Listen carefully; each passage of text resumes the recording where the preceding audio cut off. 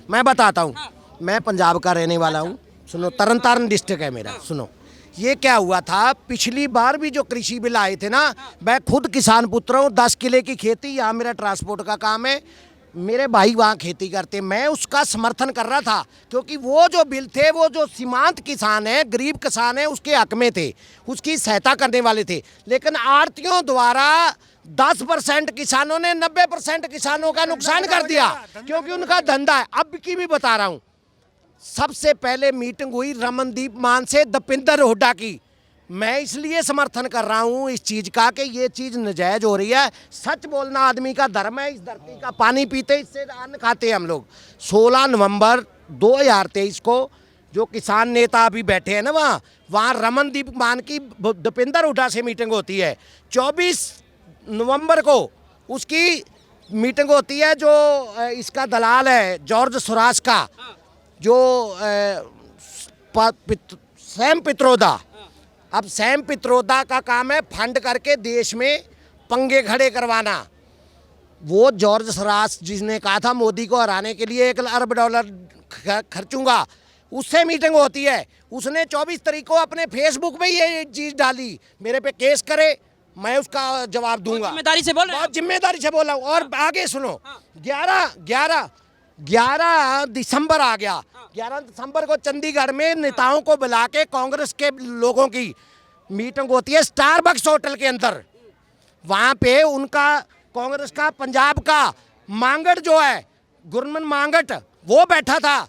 उसके बाद उनकी 11 के बाद फिर 24 दिसंबर को दिग्विजय से मीटिंग होती है। 25 दिसंबर को पवन खेड़ा कांग्रेस लीडर से मीटिंग होती है। फिर 8 जनवरी को भूपेंद्र हुड्डा से मीटिंग होती है। 12 जनवरी को ये प्लान बन के अनाउंस होता है 13 फरवरी के लिए।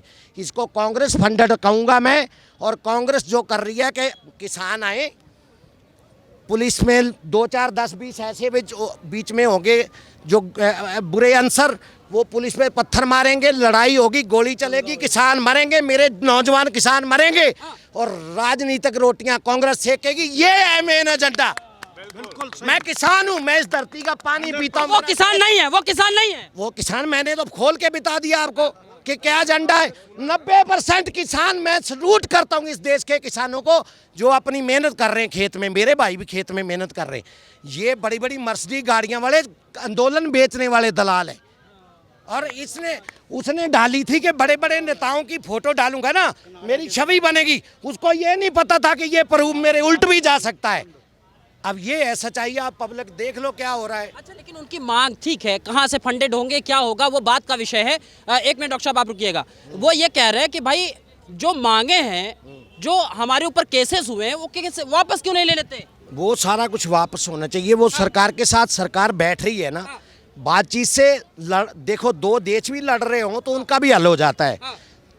लेकिन वो बैठना नहीं चाहते ना। उनको सरकार ने प्रपोजल दी, उन्होंने कहा हम 2 दिन का समय चाहिए। आकाओं ने मना कर दिया। आकाओं ने मना कर दिया कि नहीं, हमें पंगा खड़ा करना है, हमें सरकार से बातचीत नहीं करनी है। इसलिए मैं किसान पुत्र हूँ और मैं जो बात कह रहा हूँ जिम्मेवारी से कह रहा हूँ। बिल्कुल सच्चाई इनकी बातों में। और इस आंदोलन को आप जनरलाइज मत कीजिए किसानों के लिए। ये किसानों का आंदोलन नहीं है, ये पूरे होल इंडिया के किसानों का, इसको जनरलाइज मत कीजिए। ये स्पेसिफाई है, ये व्यक्ति विशेष लोगों का है, ये कुछ पॉलिटिकल मोटिवेटेड लोगों का है, एजेंडा है। ये कोई किसान आंदोलन नहीं है, ये एक एजेंडा है जो मोदी, आपने कुछ वीडियो देखा भी होगा, कुछ वीडियो वायरल हुई हैं जिसमें बोला गया कि मोदी जी के बढ़ते इस व्यक्तित्व को डाउन करा जाए। कह रहे हैं राम मंदिर उद्घाटन के बाद मोदी का ग्राफ लगातार धड़ेला सरदार है। क्या बोल रहे थे? जगजीत सिंह धड़ेला सरदार है। उसने ये बोला, मैंने 4 बार सुना। दल्लेवाल क्या कह रहा है वो? बोला मोदी की प्रतिष्ठा वो हाई हो गई है, राम मंदिर के बाद 400 से ऊपर सीटें आ रही है, हमने ये गिरानी है। ये ऐसा बोला उन्होंने, मैंने सुना है टीवी पे। और ये भाई साहब 5% किसान हैं, 95% जो है किसान नहीं हैं। ये टोटली एब्सोल्युटली पॉलिटिकल मोटिवेटेड है। जैसे वो कालनेमी था ना, कालनेमी किसने भेजा था? रावण ने। कहाँ भेजा था? ऋषि मुनि के भेष में, साधु का। ना वो साधु था, ना वो ऋषि मुनि था, ना वो तपस्वी था, वो कुछ और ही था, कालनेमी था। भेष बदल रखा था किसका? काल ऋषि मुनि का। जब लगा गदा हनुमान जी का तो अपने असली रूप में आ गया। किसान के भेष में ये किसानों को बदनाम करेगा जा रहा है। हाँ हैं 5% किसान हैं पंजाब के, और ये टोटली एब्सोल्युटली पॉलिटिकल मोटिवेटेड है, और इसमें कांग्रेस पूरी अपनी अदाकारी कर रही है, पीछे से गेम खेल रही है। ये स्वामीनाथन की रिपोर्ट 2006 में आई थी, क्यों नहीं लागू करी? 2006 में किसका राज था? कौन प्रधानमंत्री था? पंजाब से ही बिलोंग टू था, हमारे सरदार मनमोहन सिंह प्रधानमंत्री थे। जब क्यों नहीं मांग को इसको लागू करने के लिए किया? जब तो कांग्रेस का राज था, क्यों नहीं किया ये? राहुल गांधी तो कह रहे हैं कि अब इस बार तो लागू कर ही देंगे, हमें लाइए गारंटी देंगे। राहुल गांधी की मैं किसी बात पे विश्वास नहीं करता। जैसे भाई साहब ने बोला था ना कि 2006 से 14 तक इनकी सरकार थी, उन्होंने लागू नहीं करा था। राहुल गांधी की किसी बात पे विश्वास जनता नहीं करती, उसको सीरियसली नहीं लेती। जो बात जनता में जिस बात का दम होता है ना, मैं मोदी जी की इस बात के लिए सलूट करता हूं कि वो उतना काम करते हैं, उतनी बात बोलते हैं जितना वो कर पाते हैं। वही तो कह रहे हैं कि किसान की गारंटी हमारे जिम्मे है, हम आएंगे एमएसपी गारंटी देंगे। मोदी जी 10 साल में क्यों नहीं दे पा रहे? मैं कह रहा हूं गारंटी तो कोई भी नहीं दे पाएगा भैया। 18 लाख करोड़ का कर्जा है, 45 लाख करोड़ की हमारी इकोनॉमी है, जो हमारा बजट है, तो 18 लाख करोड़ माफ करके बाकी क्या श्रीलंका बनाना चाहते हैं इसको? कोई भी सरकार नहीं दे सकती। ठीक है, झूठे वादे करके वोट पाना चाहे मिल सकते हैं, लेकिन मोदी जी ने इतना काम कर दिया, कोई भी सरकार नहीं आई। मोदी जी जब आए नहीं थे प्रधानमंत्री बन के, जब भी एमएसपी की गारंटी कह रहा है एमएसपी नहीं लागू हो सकता, जब आए नहीं थे उन्होंने, जब गुजरात के मुख्यमंत्री थे उन्होंने, मोदी जी ने कहा था एमएसपी नहीं लागू हो सकती है। हाँ, गारंटी नहीं दी थी। हाँ, गारंटी नहीं दी थी, जबकि गारंटी। राहुल गांधी कैसे गारंटी देते रहे भाई? भाई मोदी सच बोलता है, मोदी सच बोलता है। वो किसान नहीं है जो हर काम के लिए मैनेजर रखा हो और सारा काम मैनेजर कर रहे हो, तनख्वाह दे रहे हो, और मैनेजर ही उसके फसल को बेच करके उसके हाथ में नोट ला रहे हैं और नोट गिन करके और देश विदेश में जा करके ऐसो आराम कर रहा हो। मुझे ये नहीं है कि वो किसी गाड़ी से चले, जैसे मरे वैसे चले, लेकिन मेरे कहने का मतलब है that is a not farmer, that is a businessman.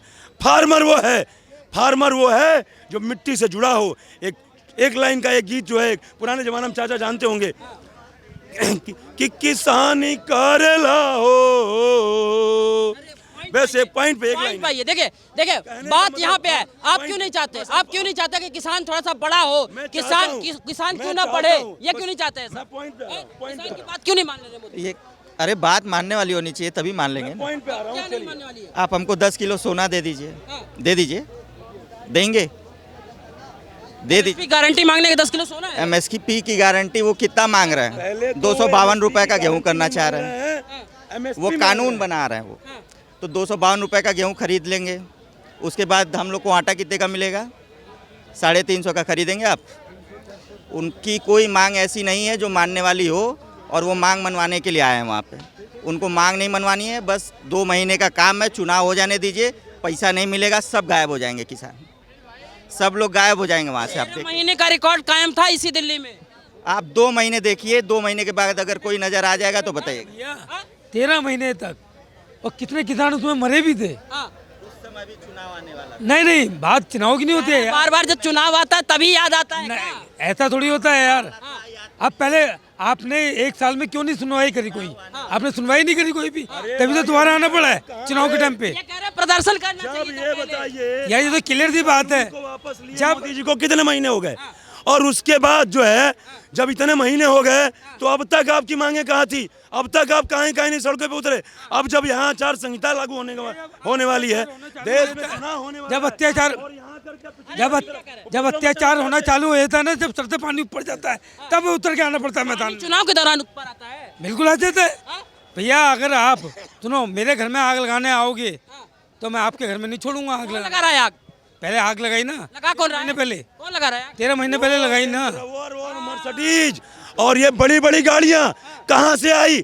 जब आप कह रहे हो कि किसान अपनी फसलों को बेच करके प्रॉफिट नहीं कमा पा रहा है, घाटे में, पहले चुप रहिए, किसान घाटे में है, किसान आत्महत्या कर रहा है, मानता हूं, आप कह रहे हो आत्महत्या कर रहा है, तो आपके पास ये सारे प्रॉपर्टी, सारे रेंज रोवर मर्सिडीज कहां से आई? या तो आप किसान नहीं हो, और या तो आप किसान हो तो दलाली कर रहे हो, और नहीं तो ये जो प्रॉपर्टी आई आपके पास, आप कोई और बिजनेस कर रहे हो, आप किसानी नहीं कर रहे हो। कहाँ से आए बताइए इतनी प्रॉपर्टी? किसान के पास इतना बड़ी गाड़ी नहीं हो सकती, ट्रैक्टर नहीं हो सकता है? क्यों नहीं हो सकती? क्यों नहीं हो सकती? क्यों नहीं हो सकती? मेहनत करता है वो, मेहनत करता है, मेहनत करने वाला कुछ भी कर सकता है। अब की हाथ की मेहनत करता है, कोई किसी का खोजता नहीं वो, तो खेत बेचा होगा। नहीं अपनी मेहनत करता है, मेहनत कुछ ही करता है सकता है, मेहनत का किसी को कोई चोरी ठगी नहीं है। भगवान आप जैसे किसान सबको देते हैं, क्यों मेहनत करने से रेंज रोवर आ जाए, मेहनत करने से रेंज रोवर आ जाए, मेहनत करने से मर्सिडीज आ जाए, मेहनत करने से क्या कहते हैं बड़े बड़े होटलों में खाना खाए। भगवान ऐसा किसान सबको देते हैं। सभी का पेट किसान ही पाल रहा है, और कौन पाल रहा है? सभी को किसान ही देता है। खाने को कोई भी चीज है, किसी प्रकार की कोई चीज है, किसान से ही मिलती है और किसी से नहीं मिलती। किसान मतलब जो खेत में काम करता है, मेहनत करता है वो अन्नदाता है। जिसके पास प्रॉपर्टी है 250 करोड़ की वो अन्नदाता नहीं है। जो उस 250 करोड़ की प्रॉपर्टी में या उस जमीन में जाकर के काम करता है वो दो अन्नदाता है। किसान के पास इतनी प्रॉपर्टी नहीं होती, किसी बड़े आदमी लीडर के पास होती है। किसान के पास उतनी प्रॉपर्टी नहीं होती जितनी आप कह रहे हो। कौन से किसान के पास प्रॉपर्टी है? कहने का मतलब जो बड़ी बड़ी गाड़ियों से आ रहे हैं और इस तरीके से तमके के साथ में आ रहे हैं, वो असली किसान नहीं है, ऐसा कह रहे हैं। नहीं, किसान तो है, किसान बड़ी आने की इच्छा है, कौन सी चीज मर्जी ले सकता है, कौन रोक सकता है किसी को? कौन रोक सकता है किसी को? तो फिर कहाँ से गरीब हुए हो? हाँ, गरीब हो। सब्सिडी क्यों लेते? खाद की सब्सिडी में कई हजार करोड़ रुपया भारत सरकार देती है सब्सिडी खाद के लिए। हमारे यहाँ देश में जो है का जो खाद है DAP बोलते हैं जिसे, वो भारत में पैदा नहीं होता, बाहर से आता है। कई हजार करोड़ रुपया की सब्सिडी भारत सरकार देती है। अगर खरीद सकते हैं तो आप मत लो ना, आप सब्सिडी मत लो। और जहाँ तक ये कह रहे हैं ना कि अन्नदाता है, मात्र इस देश की इकोनॉमी में, अर्थव्यवस्था में 15% योगदान होता है कृषि का, और पंजाब में भी 0.5 है, मात्र 15 है टोटल कृषि का जो योगदान है भारत की में। इन्हें पूछिए कि 85% तो वैसे ही भारत की इकोनॉमी में आता है पैसा उस सिस्टम से। और ये कह रहे हैं हमको कि अन्नदाता हैं, वो क्या पैसा नहीं लेते? ऐसे तो कपड़ा दाता भी होंगे। कपड़ा जो बनाएगा कंपनी वाला वो कपड़ा दाता होगा। कोई जो है लकड़ी कोई भी सामान बनाएगा, किवाड़ बनाएगा, वो जो है किवाड़ दाता, लकड़ी दाता होगा। ये कोई तुक थोड़ी है क्या? दाता का मतलब क्या होना? देने वाला। क्या मैं किसान का बेटा हूँ, अगर मैं पैदा करता हूँ तो मैं पैसा नहीं लेता अपनी फसल का, तो मैं कहाँ से दाता हुआ? ये कहने का मतलब हिंदुस्तान जो है, इनके कहने का मतलब है किसान प्रधान देश है, कृषि प्रधान है, परंतु 15% दिया है इकोनॉमी में भारत की अर्थव्यवस्था की मात्र।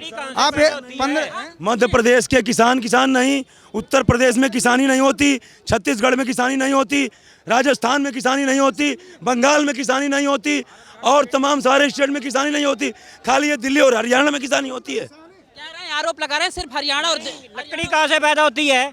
और लकड़ी कहाँ से पैदा होती है? किसान के खेत से पैदा होती है। लकड़ी कॉटन कहाँ से पैदा होता है? लकड़ी किसान से हुई ना, पूजा पेड़ों से लकड़ी प्राप्त होती है क्या?